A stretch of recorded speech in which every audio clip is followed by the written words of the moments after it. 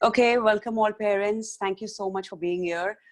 This is a platform called Parenting Twigs Mini Talks, and we meet every week with one expert who will be talking about one particular topic which can be challenging in your life.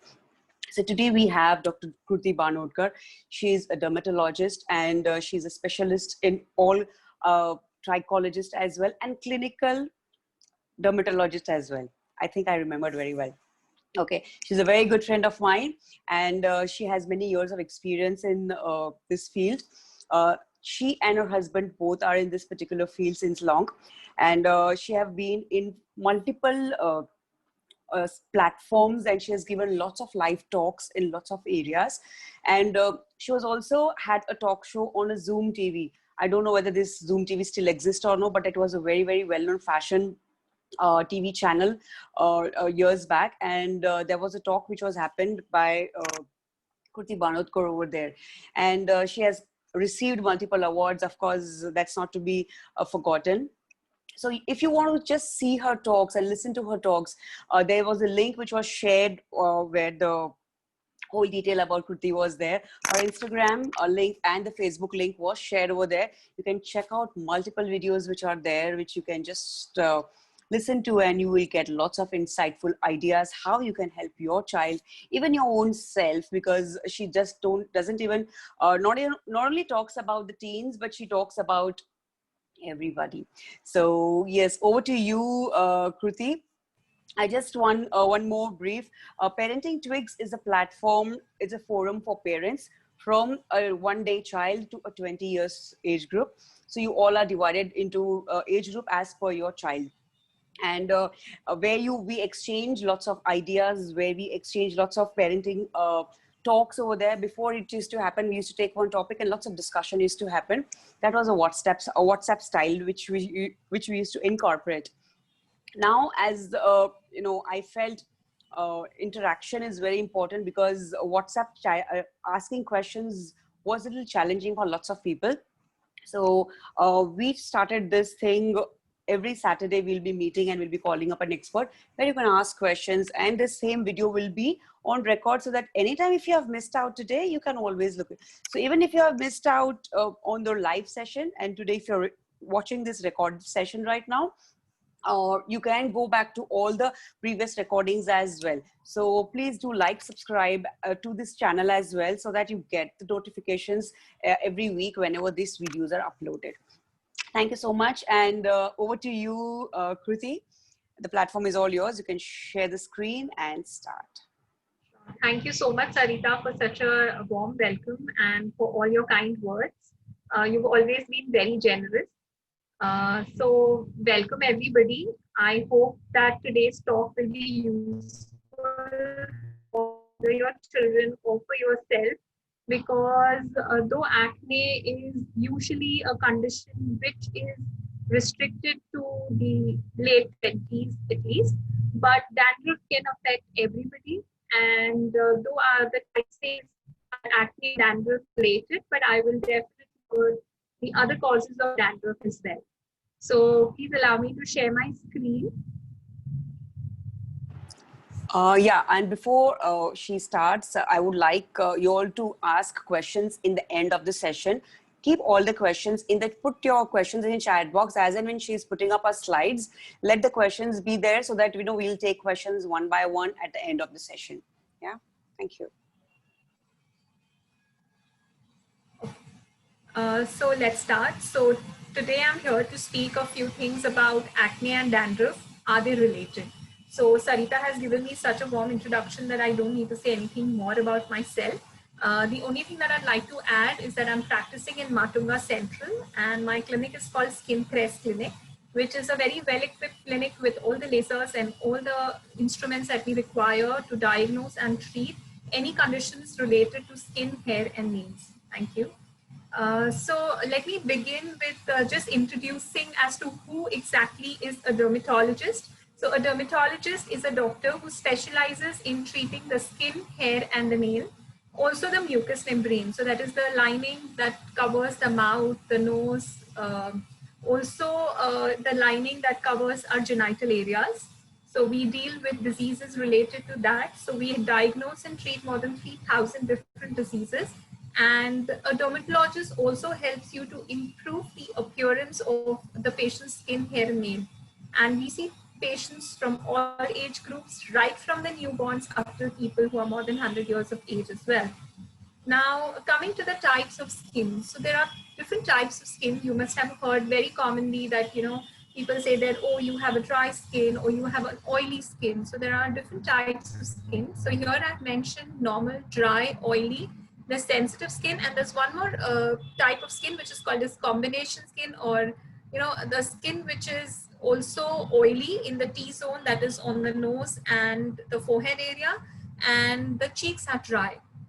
So this is a combination skin. Now coming to oily skin. Now today I'm going to concentrate more on oily skin because dandruff and acne are both conditions that are connected very deeply to oily skin. So I'll be talking about this in detail. Now an oily skin is a skin which is shiny, thick, dull colored. It oozes a lot of oil, and this excess oil attracts a lot of dust and dirt, and hence it is more prone to getting acne. So in this type of skin is where we recommend a person to use a toner. And we also advise them to follow a good skincare routine. So the morning routine should be wash your face gently with a skin pH of 5.5 base cleanser. Daily moisturizer can be optional depending on the level of oiliness of your skin. But more often than not, we do advise the use of a moisturizer which is oil-free, even in case of an oily skin. Sunscreen application is really important in people even with oily skin. Sometimes, there are patients who come and tell us that, doctor, when we apply a sunscreen, our skin becomes extremely oily and chip, we don't like to use it. But then there are certain sunscreens which are applicable to oily skin, which when used will not even trigger acne and will not even look greasy. So that is what is advisable. And if you're applying makeup every day, once your facial moisturizer and the sunscreen is absorbed, you can apply the makeup. The night routine is similar, where you wash your face. Here we also advise toning if you have a very oily skin, because when you wash your face, the pores are a little dilated, they increase in size. So to get them back to their original size is why we need a toner. So we usually advise you to use a toner on a cotton ball and gently rub it on your face from nose outward.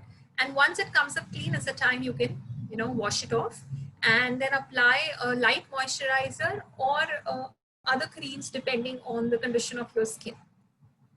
Now, I always work with 4 commandments when I come to skincare. So I talk about sun protection, I talk about treating your skin gently, a healthy diet, and to manage the stress. Now, sun protection is very important in most of the skin conditions because they all are directly or indirectly related to sun exposure. Sun protection in Indians, because we have brown skin with even a minimum SPF of 15, is a very good idea. We don't need very high SPF sunscreens. Those are really meant for Western skin. We always advise to reapply the sunscreen every 4 hours, because once a sunscreen is applied, the effect will go away in 4 hours. And whether you're indoors or outdoors, do apply a sunscreen.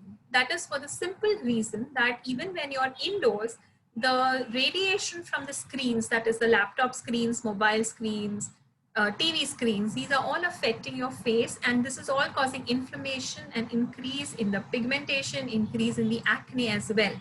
So it's important to apply the sunscreen even when indoors. And as I was mentioning that all these are radiation sources. So here I've also mentioned cooking gas because that's a fact. The cooking gas is also a source of heat, and it adds to the oiliness and the acne on your face. So there have been so many patients who have contacted recently saying that, doctor, I have so much acne even though I'm at home, I'm not even sweating. But these are the reasons. So the heat sources are the ones that are causing the acne. Always eat healthy. A well-balanced diet is important. From the skin point of view, foods that are rich in antioxidants are very helpful even in cases of acne. You can have vitamin C rich foods for the overall health of the skin. And it is very important that when you have acne and oily skin, to avoid high sugar foods, to also avoid pastries, cakes, fried snacks, anything that's very rich in maida should be avoided preferably. And it's also important to drink a lot of water, because if your skin is hydrated, it will definitely show on your skin, it will show how healthy your skin is. So please drink adequate water. Coming to stress, so stress is something which is really affecting everybody. Now with the recent pandemic, stress has really reached different levels of affecting people. Though our skin is also affected a lot in terms of, uneven skin tone, dull skin, lack of glow. The worst hit is, are our hair. So I am getting innumerable patients who are complaining only of hair fall and hair fall. So this is because of the stress. So I'm trying to tell you this so to make you understand that stress is definitely not good for your body, be it for whichever system. So if you see here, I have, drawn, taken a diagram here, which is showing the effect of stress on different systems of the body. So not only on the skin and hair, but also on your body in general. Hence, please try to de-stress in the ways that you feel are suitable to you. Because when you're stressed, it definitely causes worsening of pimples. If you have PCOD, it causes worsening of PCOS. There'll be a big hormonal imbalance and it'll again worsen your pimples. So it's really important. Manage your stress in the way you feel is the best. You can do absolutely anything that you enjoy for your me time. Now coming to today's topic, that is acne. So this is how acne presents. Now, an acne in an individual, usually an individual is definitely likely to develop acne more than any other disease in their lifetime. That means that acne is definitely going to occur in each and every person who is in that age group of around 13 to 14 years up till around 28 to 29 years. They may be less or more in severity, but they usually do affect everybody. So what is exactly acne? So acne are basically known as zits in our colloquial language. They are basically bumps, but they are not restricted to only bumps. They can be either blackheads, whiteheads. They can be papules that are small bumps. They can be pus-filled lesions. They can be big cysts, or they can be big nodules, like really big bumps. And they can appear on the back, chest, buttocks, thighs, shoulders, upper arms, absolutely anywhere on the body. And they are known as truncal acne when they occur on other areas of the body other than the face. Now, this is a lot of scientific paraphernalia here about how acne is caused. I'll just simplify it and tell you is that every opening on the skin is called a pore. A pore has a hair and an oil gland. So when the oil is secreted from the oil gland, it comes out through the pore onto the skin and causes a layer of oiliness on the skin. But because of the constant, wear and tear of daily life, like dirt, debris, bacteria, everything comes and blocks these pores. So these pores, when are blocked, there is some inflammatory reaction that occurs in the skin, and then you get a pimple. So that is in short how a pimple is caused. And the plug that covers the pore is known as a comedone, because you may have very commonly heard about blackheads and whiteheads. So these comedones are the blackhead and the whitehead that we are talking about. Now, why does a person get acne? What are the risk factors? So it can run in family. So if, say, your parent had it or your sister had it, you're more likely to get acne. But it's not that if they didn't have it, you will definitely not get it. It's not like that. Also, a lot of hormonal changes play a very important role in causing acne. So hormonal changes can be related to the period, pregnancy. There can be some birth control pills that you may be taking. And last but not the least, the stress. So stress is a common factor everywhere. It will cause a lot of hormonal imbalances and a lot of acne. Also, if you're using greasy or oily cosmetic and hair products, it can lead to acne. So please recheck all the products that you're using if you have acne. Also, if you have dandruff, you need to recheck on the products of that you're using on your hair. Also, there are certain drugs which can cause acne. Also, because we all are in Mumbai, we all will agree to the fact that we see acne more commonly in the monsoon and also the summer months. That is because of the high level of humidity and heat that is around. And coming to the diet bit of thing that causes acne. So it is a very popular myth that if you eat chocolates or if you eat fried foods or if you eat mangoes, you get more acne, but that's not true. the research confirms that this idea is not true. Yes, but if you control the food that is rich in sugars, you eat less of fried and oily food and avoid fizzy drinks, it will definitely help your acne to a great extent. So how do we diagnose acne? So dermatologists have keen eye for acne. We have seen acne of all types in our practice usually, because acne is a very common disease, as I mentioned. And also we don't need really a test to confirm that it is acne. We can see and tell you that this is definitely acne or not. Now, what to do with acne? So self-care is very important when acne is present. So I'm sure I'm addressing a few teens, and maybe there are a few moms as well. So I'm just speaking in general as to what one can do to control acne. So when you have acne, cleanse your skin gently with a mild non-drying face wash twice or thrice a day. So you may say that when I have oily skin, why do I need to use a non-drying face wash? And that is because when you have an oily skin, if you use a very drying face wash, it will dry out your skin to such an extent that the brain will feel that there is no oil on your skin. And in reflex, it will secrete more oil. And as a result, you'll get more oiliness on your face. So it is very important that you choose the correct face wash. So if it is not, it's not always possible for one to decide on their own as to which face wash is good or not.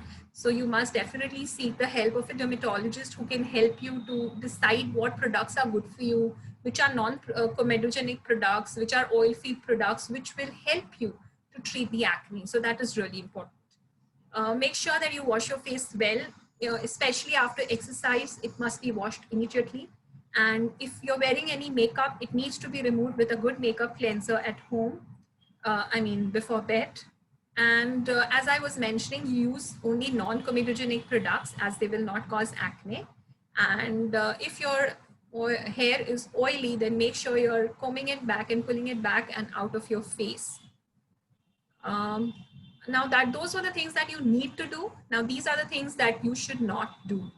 Try to never squeeze, scratch, pick, or rub the pimples. The more you do this, the more chances of pigmentation, marks, and scarring.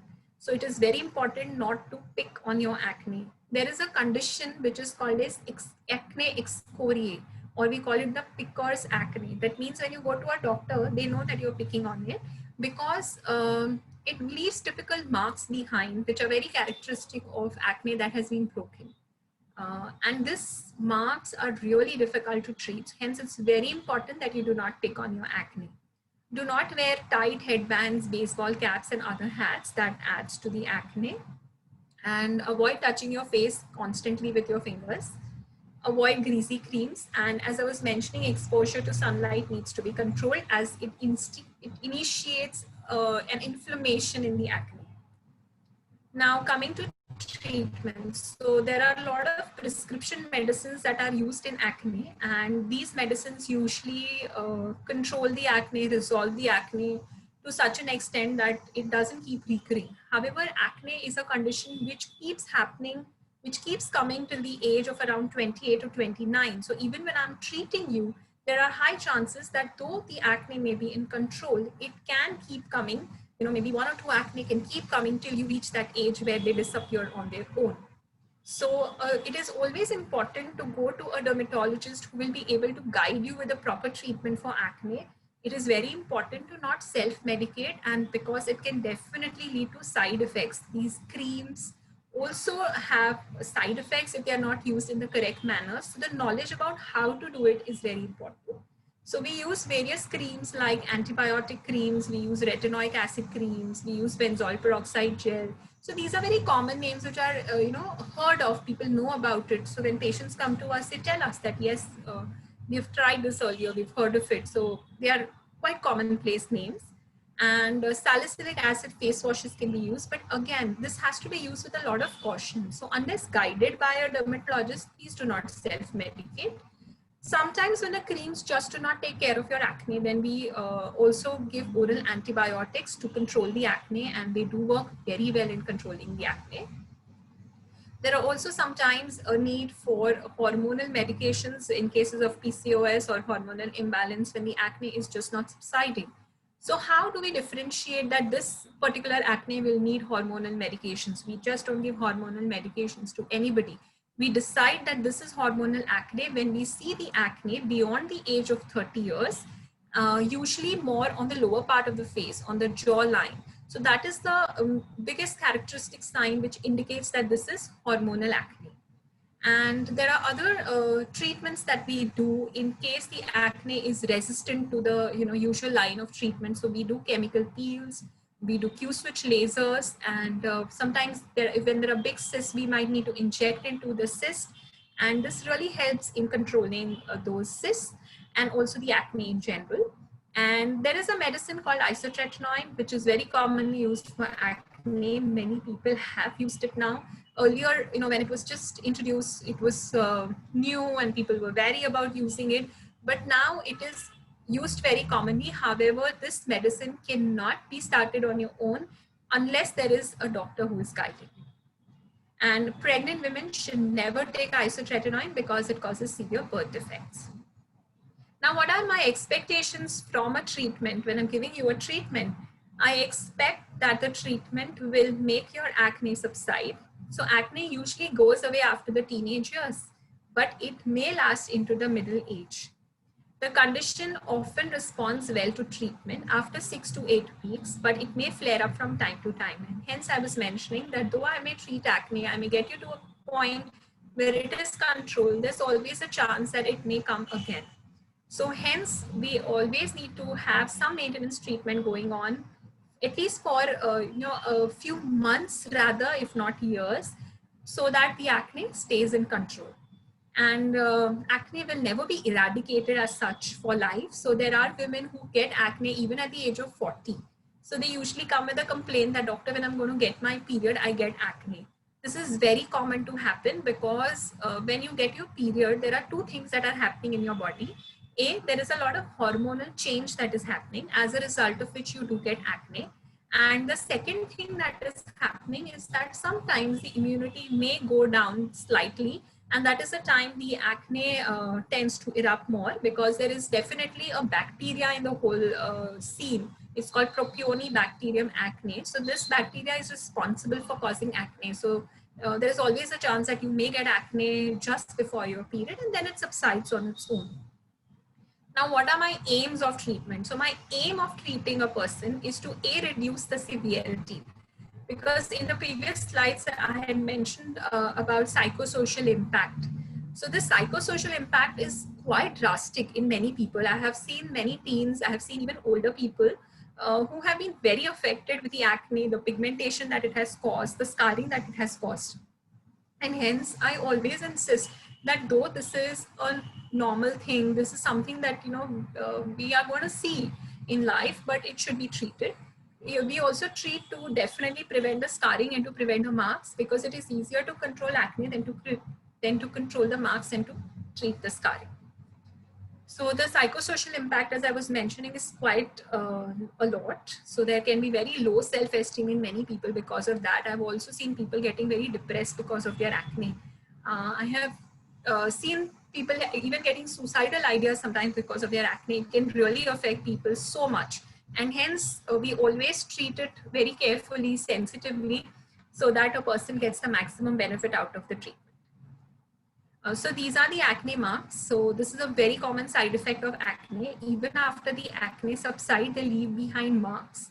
And to treat these marks is not easy. So we have to really work hard to treat these marks. The different modalities of treatment can be lightening creams. We can do chemical peels for these marks. We do Q-switch lasers.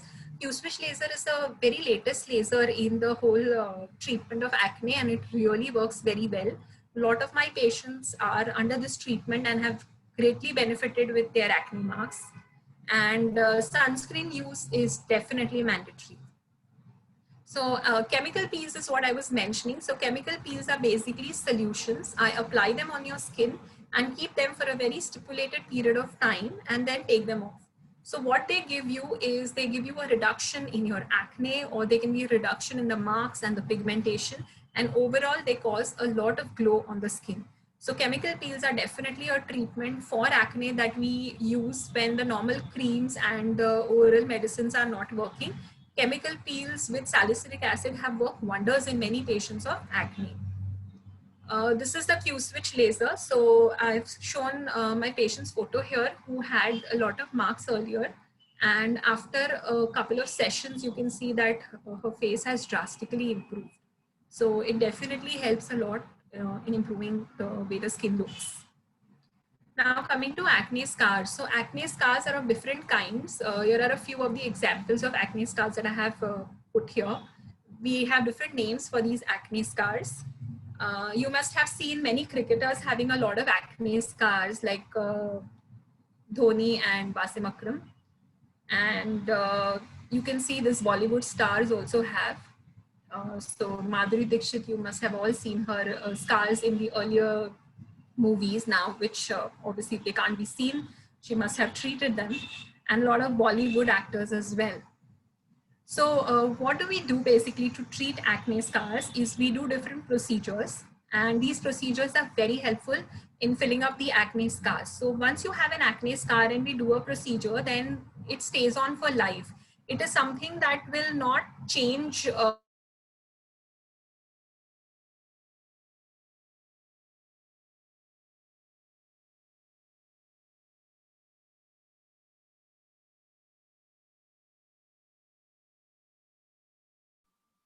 Is she on mute?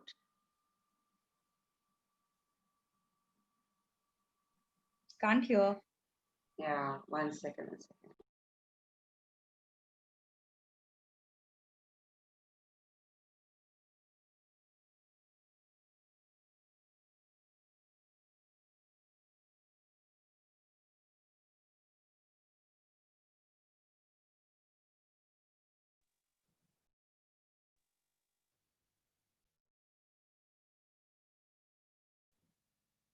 I'm sorry, I think I had got disconnected. Am I audible now? Yes. Yeah, sorry, I had got disconnected. I think I got disconnected at the point of acne scars. I'll just share my screen again.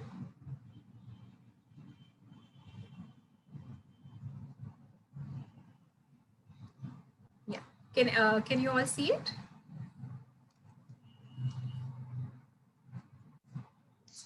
Okay, so we were talking about acne scars. I think at this slide, I think I had got disconnected. So acne scars can be treated with all these modalities of treatment. They work very well. How they really work is that the lost tissue is regenerated. And the effect that you get after doing any of these procedures stays for good unless you get new acne and there are new scars. Okay, so now I'm going to talk about derma roller first. So derma roller is an instrument. You can see it in the picture here. This instrument is something that when you roll on the face, it is very useful for acne scars. They fill up. You usually require around 4 sessions at a gap of 2 weeks. And you can see the before after picture here where we see a lot of change in the acne scars. So these are a few of my patients who have benefited with the derma roller.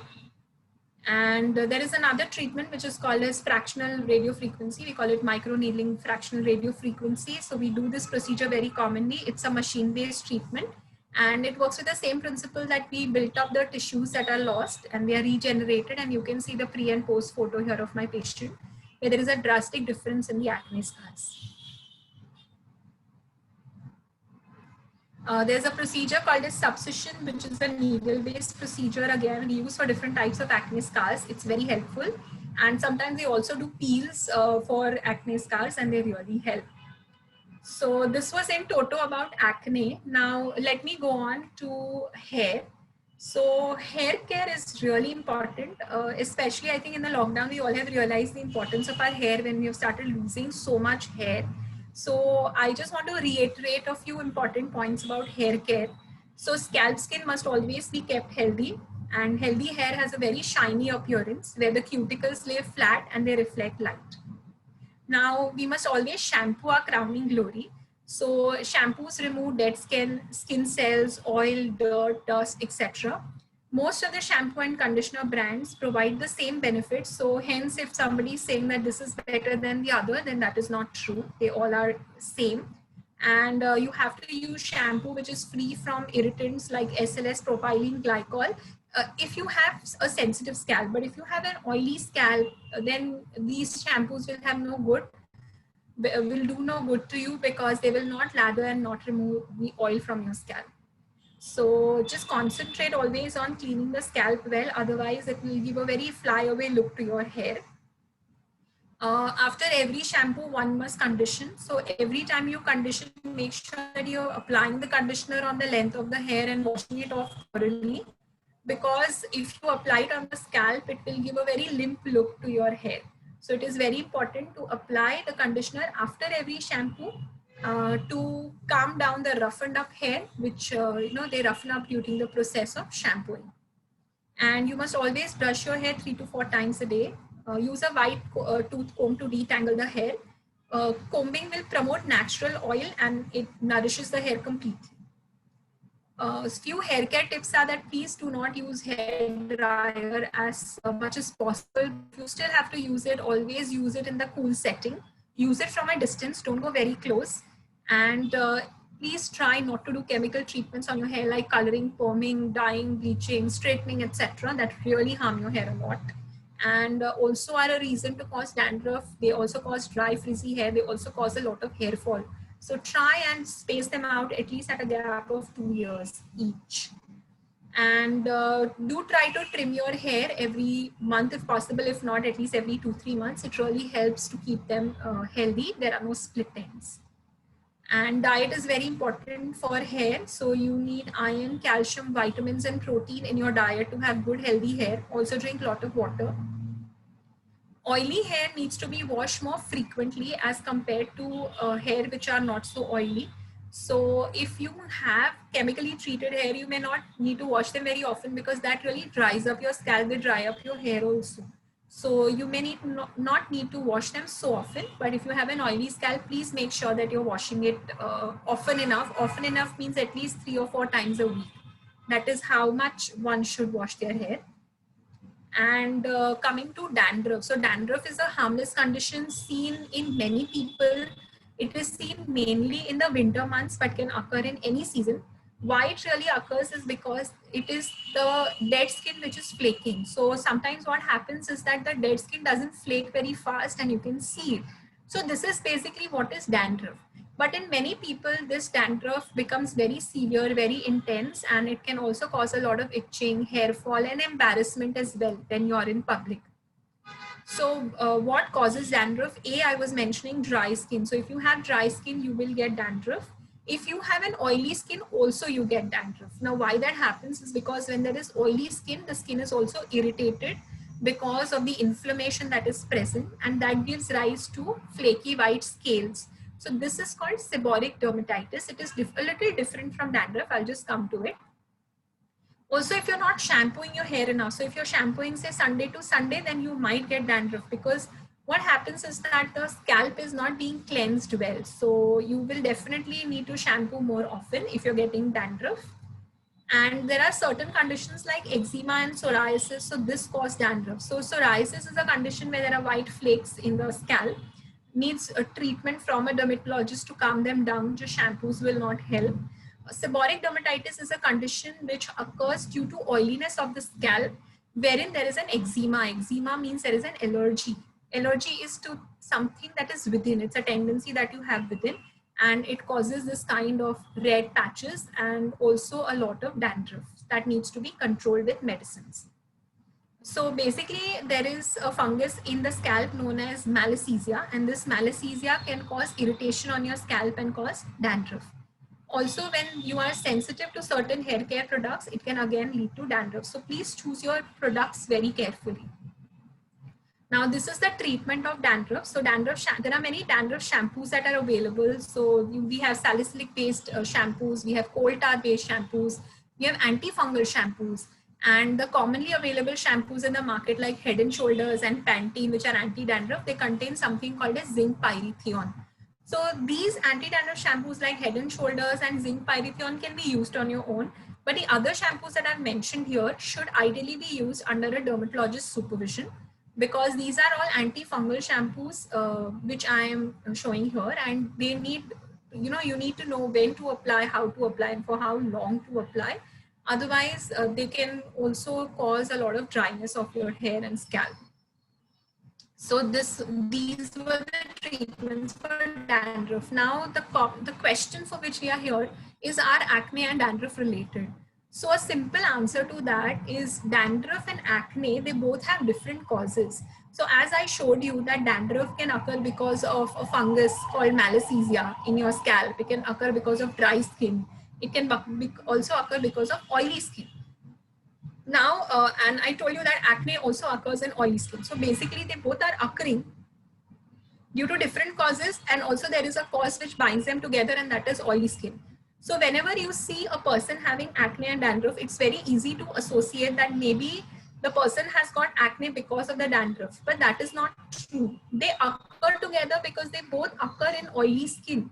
So when you get acne on your face, it is more likely that your scalp is also oily and you're getting dandruff because of that.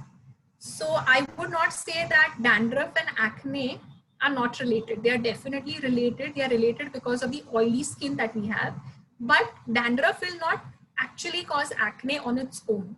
So it is just an association. But whenever you have dandruff, it definitely needs to be treated.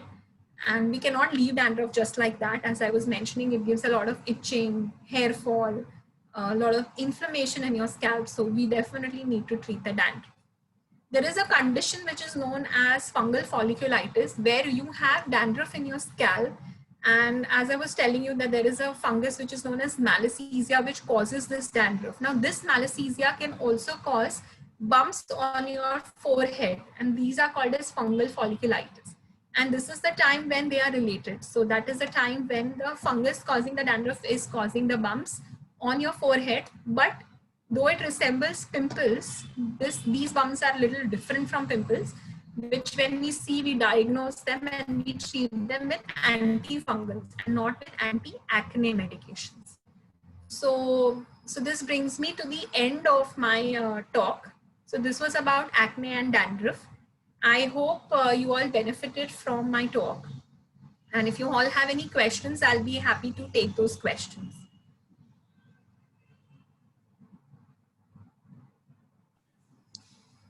Thank you so much, Dr. Kruti. Parents, do type in the questions in the chat box. Or if you are not able to type in, you can ask also, unmute yourself and ask as well. There's one question which has come as any home remedies for dandruff for teen girls. Please advise post the session. So can you share something on that? Yes, I can take this up. So usually home remedies for dandruff are widely known to many people. So they say when you apply curd or when you apply lemon, then dandruff goes away. But in reality, it never completely makes the dandruff go away. There is always a recurrence, and that is why we need to keep using this again and again. So my simple advice is that if you're getting dandruff, at least use the anti-dandruff shampoos that are available in the market over the counter. And if that doesn't help, then it is necessary to go to a doctor who can have a look as to whether you have some eczema or psoriasis which is causing the dandruff, and then accordingly give you the treatment. This is my advice. Okay. Yeah. There's a next question. Yeah, you can ask. I'll ask that later. Yeah, so there is a question which says, is there any treatment or medicine to remove lice in child? Yes, Naveen, there is a treatment to remove the lice in child, but these are all prescription-based medicines. So I would advise that you let the doctor have a look as to what is the extent of the lice in the hair, and then the doctor can write down this prescription medicine. Traditionally we all have been using the Nimbodi tail and all that stuff, but how much that really works is dependent on how much is the infestation of the lice. So sometimes we have to resort to prescription medicines to control the lice, but yes, there is treatment and you must seek the treatment. The next question is, can we use conditioner for kids? You can use conditioner for kids. There's absolutely no problem in that. conditioner can be used, but since their hair are more vellus hair means your baby hair.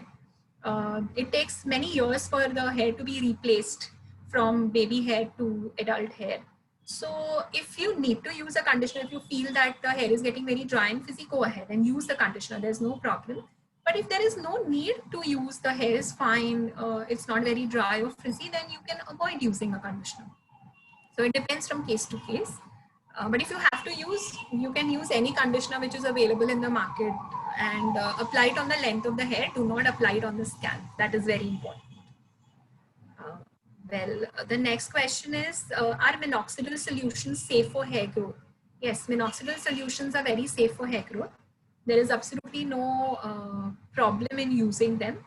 Unless you're pregnant and you're breastfeeding, then these are the times when we ask you not to use these solutions.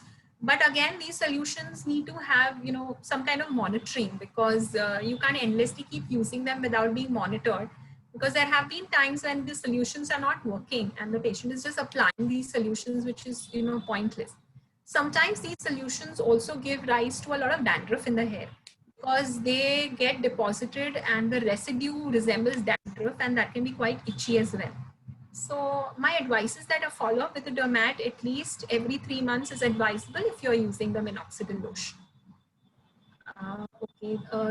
Rashna also asks, any chemical-free hair colors available?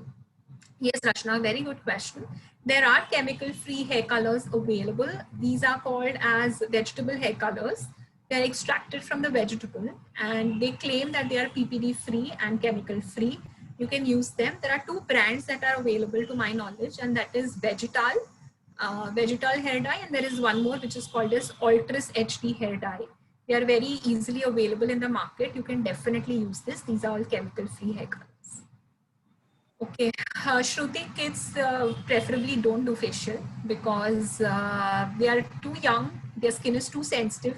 So if a kid is a teen also, I would not advise facial. Usually in the teenage years, kids have acne. I've often come across kids whose acne have been broken by the therapist who is doing the facial unknowingly, and has led to a lot of marks and scars. So I usually advise no facial for kids. Anyways, their skin is sensitive. When they are an adult, post 16, 17, they can. But however, if you're getting a facial done, always make sure that you tell the therapist, don't break the acne. Their thing about blackhead removal and all that is okay, but unknowingly they also break other lesions of acne, and then treating them gets a little tough. Okay, solution for hair fall in kids. Kalpana's solution for hair fall in kids is give them a very well-balanced diet, which should contain vitamins, proteins, iron, and calcium. And this should be enough for the kids. We don't usually give them any medicines. We don't give them any hair regrowth lotions because they are young. We don't want any side effects of any medicines. And usually having a well-balanced diet of these things will help to treat their problem. If you really want to give them something, you can give them a multivitamin syrup, like even syrup A to Z, syrup Zincovit, just basic multivitamin syrup should do the trick for them. So there's nothing else that I really advise for hair fall in kids apart from this. So Sapna asks, if the teen has a combination skin, can you advise a face care routine? So when a teen has a combination skin, they should make sure that the areas which are oily, they use products which are oil free. So that is the forehead and the nose, and on the cheeks and around the mouth and the eyes. These are the areas which are usually dry. This is where they should not use products which are too drying. They should use more moisturizing products. So this is the basic face care routine for them. So it will involve a face wash, moisturizer, and sunscreen. Rashna asked Vegetal and what was the other name? Yeah, it was Altris HD. I'll type it in the chat box so there's no mistake. So it's Altris HD hair dye. I have one question. Yes. So please, if a teen, actually adult teen basically, they grow up a beard and they find there are lots of acne is there over there, but sometimes you see the scaling of dandruff which is coming from the hair is also on the beard. What can be done? And though the bathing and everything is done, but still that part is there. Is it that that the you get a dandruff on the beard also, or is it is just coming from the scalp? No, then from your description, sounds like a dandruff which is happening in the beard. So if you remember Uh-huh. mentioning this condition called as seborrheic dermatitis. So Right. seborrheic dermatitis is a condition where you get a red inflamed skin in addition to getting a red inflamed scalp. So not only the scalp is involved, so that means there is dandruff on the scalp, but also the skin can show the scaling that you're mentioning. So that is most likely seborrheic dermatitis. So definitely Okay. needs a looking into as to what it really is. In fact, in seborrheic dermatitis, we also get dandruff on the eyelashes. That's a very common occurrence. So as you know, it's something that affects the entire skin of the face. It can affect the upper chest and the back as well. And there Okay. can be associated acne also. So better to get it checked and treat. Okay. So there's a next question: is Altris completely chemical free?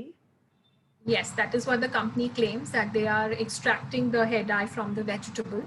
So you can have a look at their brochure and you can, The ingredients, yeah. yes, and you can opt for it. They say it's PPD free and chemical free and we extract it from the vegetables. But if you want something which is definitely completely chemical free, then henna is the answer. So we are not against henna at all. It's only that you need to rinse it off thoroughly and it should be okay otherwise. So lots of therapists who come for hair massage and salon, they say no to henna because henna makes your hair very dry. Is it a fact or it's just a myth?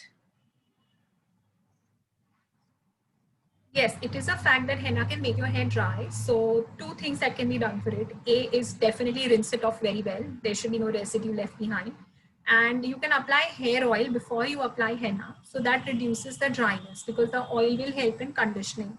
And also after you wash off the henna, you can use a conditioner. So that will also again take care of the dryness. So it is drying, but it's a good option for people who don't want any chemical hair dye on their hair. So that's a good option. Okay, Dr. Kruti, can you share the name of a shampoo for dandruff?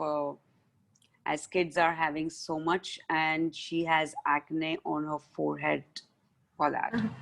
So, Okay, Kalpana. So as I was just mentioning that the dandruff may not be causing the acne. The acne may be on its own.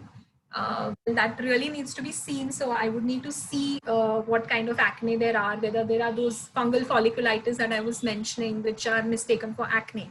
And so then we treat them accordingly. But yes, I'll give you a name for the shampoo. So you can use Head and Shoulders safely for your child, but only for a period of 10 to 14 days and not more than that.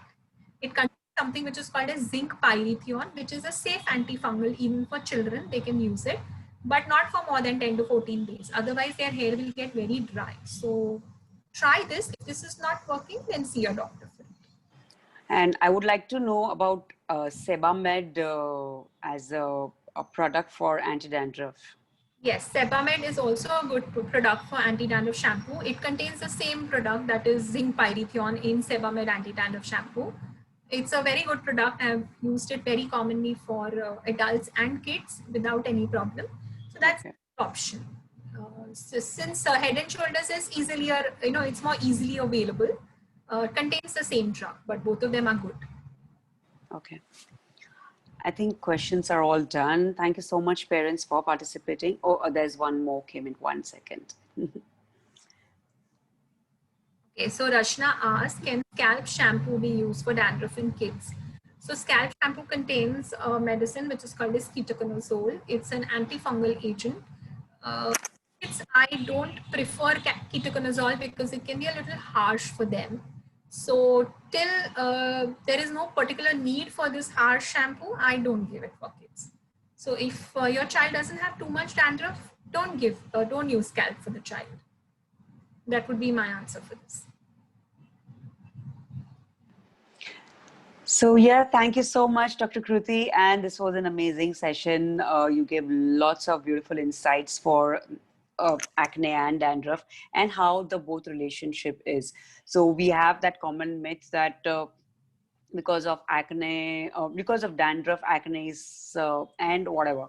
So there are lots of myths which were, answered. Thank you so much.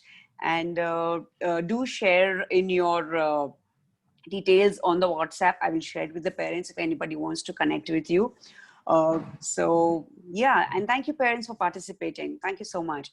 This will be available on YouTube as well. You can share this link to any of your friends or relatives who are having a similar problem on acne and dandruff as well. And don't forget to like, subscribe this channel. Thank you.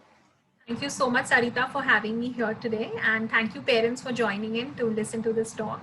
I hope you all benefited. And Sarita, you've always been doing great work in all the fields that Thank you you have. so much.